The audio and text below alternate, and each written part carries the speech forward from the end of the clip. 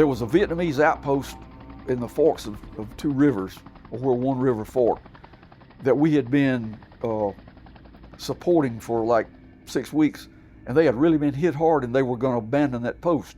They were going to walk out along the road, and we were supposed to fly just in circles around them, just keeping the bad guys away.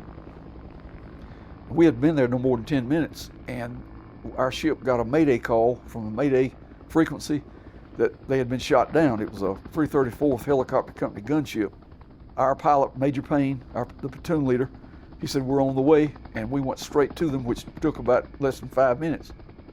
When we got there, the way the terrain was, there were huge dry rice paddies. It was in the dry season of the year.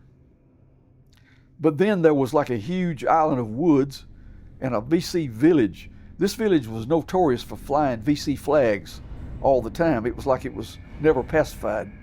And out from this village, through the woods toward the huge rice paddy, was a series, a checkerboard type thing of small rice paddies, like 50 meters in diameter each way, like in squares, with about 3 or 4 foot dikes with bamboo growing on all the dikes. Well, when we got there, this gunship was laying on its side, and that was the second one that had been shot down. And it was on its side in the middle of one of these little paddies surrounded by bamboo. Of course, as soon as we rolled in, we saw it. They started firing rockets, and we started firing the door guns in the paddies with the bamboo to their immediate front and side, where they said the main enemy force was coming from.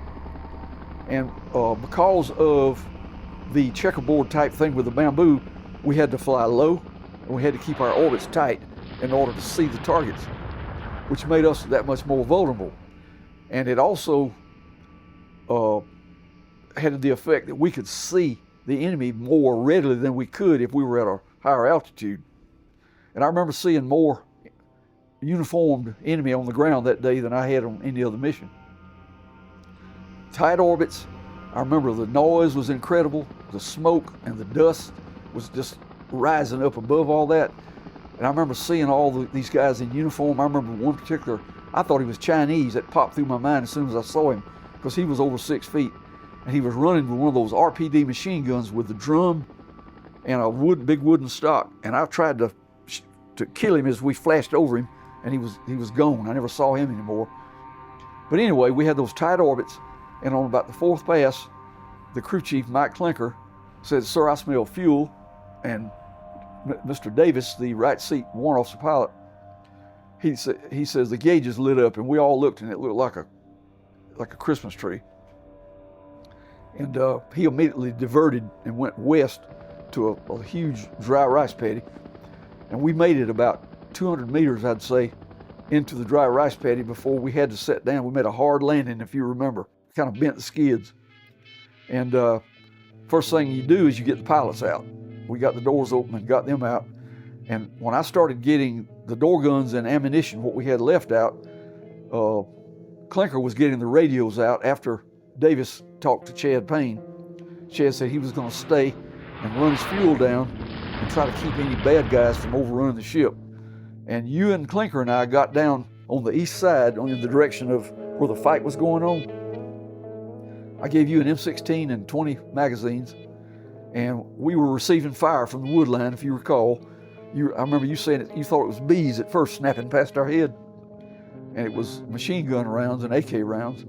And so we all started firing back at the tree line, and meanwhile, Chad had gotten 2 Air Force F-100s on the radio, on the emergency channel, and they were there within 4 or 5 minutes. And they were making 20-millimeter cannon runs on the wood line. I recall that they dropped some HE bombs, and they worked that over till they expended all their ordnance. And that really slacked off the fire we had coming in. And about that time, Chad thought he had the ship light enough, and he landed to our left, and he pulled pitch on the rotor blades, so it threw up a big cloud of dust. You remember that, between us and the tree line, so they couldn't see to shoot us. And we all went running for the ship, and y'all jumped in, and I remember Rexer held up his hand, and I thought he meant the ship was loaded so that I couldn't go, that I was going to stay. So I went out to the right front of the ship and started firing it from the hip at the tree line. And I heard about that time Payne rolled his window down and said, "Get your ass on here." And so I went and jumped on, and he started trying to take off back to the southwest. And we were so overloaded he had to bounce it. And everybody that could was shooting out the left door because they were still shooting at us from the tree line. And he started bouncing the ship. And y'all couldn't see it, but I was looking out the right side. I had my feet hanging off the edge of the ship. And Rexer and I were watching. And he'd get translational lift, and then it would settle, and he'd have to bounce it. And the dikes were about 2.5 feet high, and they weren't tapered. They were almost straight down. And I just knew he was going to hook the front of the skid on the dike, and we were going to end over end and explode. But the last hit was about a foot from the dike, and when he came up, he got translational lift, and away we went. So we went back to Tonsanoot.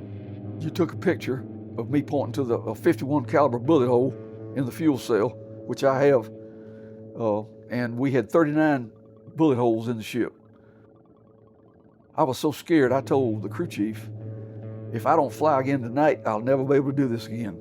So he agreed, and we swapped with the 24-hour emergency crew over at between the active and the taxiway at Tonsanoot.